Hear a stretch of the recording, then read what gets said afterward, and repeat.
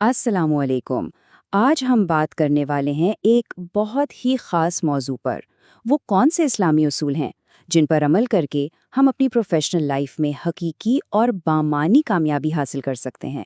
کبھی ایسا محسوس ہوتا ہے کہ دن رات محنت کر رہے ہیں، بھاگ دوڑ لگی ہی ہے، لیکن وہ سکون، وہ حقیقی کامیابی کہیں نظر نہیں آ رہی۔ یہ آج کل ہم میں سے بہت سوں کا مسئلہ ہے۔ لیکن کیا ہو اگر اس کا حل ایک ایسے فریم ورک میں ہو جسے ہم اکثر بھول جاتے ہیں؟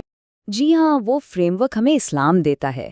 اکثر یہ سمجھا جاتا ہے کہ دین صرف عبادات کا نام ہے، لیکن نہیں، اسلام ایک مکمل ضابطۂ حیات ہے جو ہمیں دنیا میں کامیاب ہونے کے لیے بھی بہترین پریکٹیکل اصول بتاتا ہے، ایسے اصول جن سے دنیا بھی سنورتی ہے اور آخرت بھی۔ تو پھر اس جدوجہد کا حل کیا ہے؟ آج ہم 5 ایسے سنہری اصولوں کو سمجھیں گے جنہیں اگر اپنے کام میں، اپنی پروفیشنل لائف میں شامل کر لیا جائے تو یقین جانے زندگی بدل سکتی ہے۔ اور یہ کوئی خیالی باتیں نہیں ہیں، بلکہ بالکل عملی آزمودہ اصول ہیں۔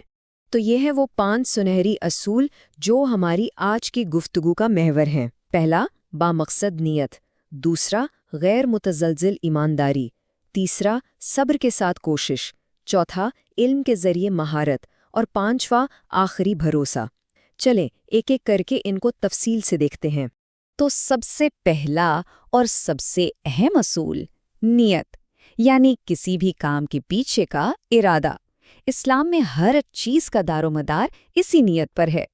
اچھا، نیت کا مطلب کیا ہے؟ مطلب یہ کہ جو بھی کام کیا جا رہا ہے، چاہے وہ کوئی بزنس ہو، جاب ہو، کچھ بھی، اس کے پیچھے اصل مقصد کیا ہے؟ یہی وہ روحانی بنیاد ہے، وہ فاؤنڈیشن ہے جس پر ہمارے عمل کی قیمت لگتی ہے۔ اور اس کی سب سے بڑی دلیل ہمیں ملتی ہے نبی کریم صلی اللہ علیہ وسلم کی اس فرمان سے، انما الاعمال بالنیات، یعنی اعمال کا دار و مدار نیتوں پر ہے۔ اس کا مطلب یہ ہوا کہ ہم کیا کر رہے ہیں، اس سے بھی زیادہ اہم یہ ہے کہ ہم کیوں کر رہے ہیں۔ تو پریکٹیکلی اس کا کیا مطلب ہوا؟ دیکھیں، اگر نیت صرف پیسہ کمانا ہے، اسٹیٹس بنانا ہے، تو یہ نیت کمزور ہے۔ لیکن اگر نیت یہ ہو کہ حلال روزی کمانی ہے، گھر والوں کا خیال رکھنا ہے اور اپنے کام سے لوگوں کی بھلائی کرنی ہے، تو وہی دفتر جانا، وہی کام کرنا عبادت بن جاتا ہے۔ اس کے لیے ایک چھوٹی سی ٹپ ہے، روزانہ کام شروع کرنے سے پہلے بس ایک لمحے کے لیے رک کر اپنی نیت کو رینیو کر لیں کہ یہ سب اللہ کی خوشنودی کے لیے ہے۔ چلیں جی، اب آتے ہیں دوسرے اصول پر، اور وہ ہے غیر متزلزل ایمانداری، یعنی امانت اور سچائی۔ پروفیشنل لائف میں بھروسے کی بنیاد یہی چیز ہے۔ آج کل کا دور ایسا ہے کہ لگتا ہے شارٹ کٹ اور دھوکے سے ہی کام بنتا ہے، لیکن اسلام ہمیں کچھ اور سکھاتا ہے۔ وہ یہ کہ سچی اور پائیدار کامیابی کا راستہ صرف اور صرف ایمانداری سے ہو کر گزرتا ہے۔ دھوکا شاید تھوڑے وقت کا فائدہ دے دے، لیکن لمبے عرصے میں یہ صرف نقصان اور بے برکتی لاتا ہے، جبکہ ایمانداری یہی اعتماد اور دیر با کامیابی کی جڑ ہے۔ اور ایمانداری کا مقام کتنا اونچا ہے اسلام میں؟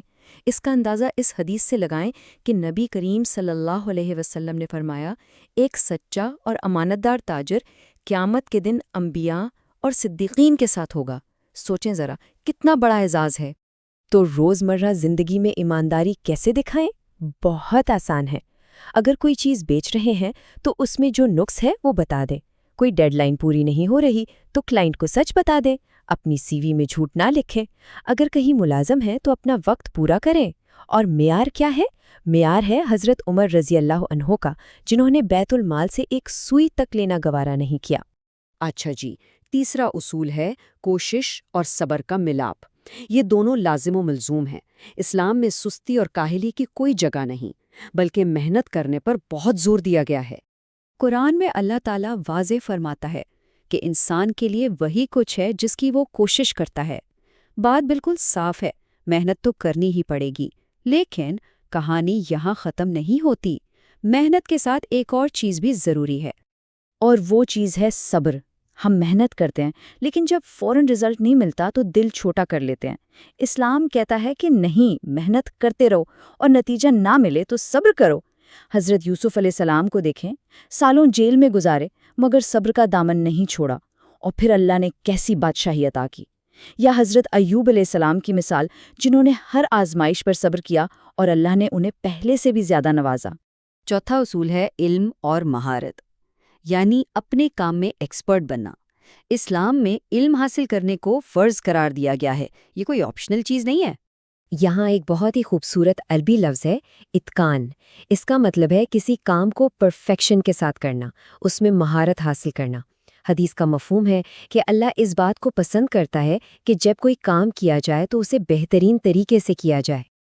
آج کی دنیا کتنی تیزی سے بدل رہی ہے، اگر ہم نئی چیزیں نہیں سیکھیں گے، اپنی سکلز کو اپڈیٹ نہیں کریں گے تو بہت پیچھے رہ جائیں گے۔ ہمیں ہمیشہ سیکھتے رہنا ہے، اور علم کی اہمیت کا اندازہ اس بات سے لگائیں کہ نبی کریم صلی اللہ علیہ وآلہ وسلم نے جنگی قیدیوں کی رہائی کے لیے فدیہ یہ رکھا کہ وہ 10 مسلمان بچوں کو لکھنا پڑھنا سکھا دیں۔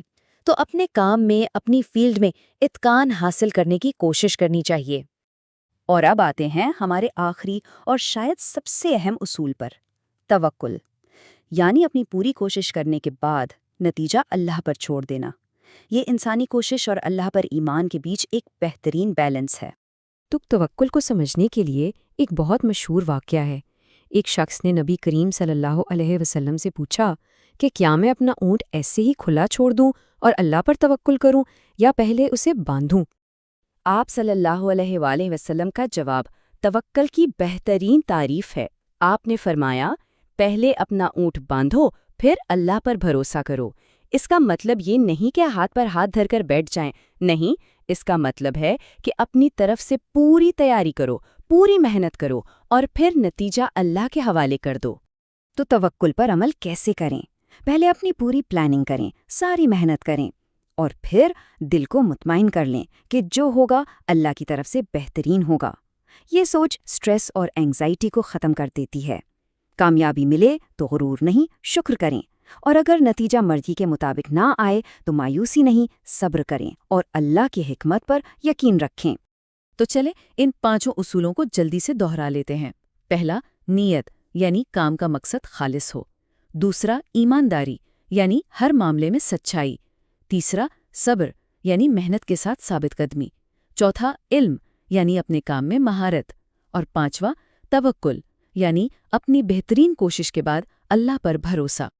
اور آخر میں ایک بات یاد رکھنے کی ہے، مقصد صرف پیسہ کمانا یا کامیاب ہونا نہیں ہے، بلکہ مقصد ایک بہتر انسان بننا ہے جو اپنے کام اور اپنے دین میں توازن رکھے، کیونکہ حلال طریقے سے کمائی گئی کامیابی ہی دنیا اور آخرت دونوں جگہ کام آتی ہے۔ اللہ ہم سب کو ان اصولوں کو سمجھنے اور ان پر عمل کرنے کی توفیق دے۔ آمین۔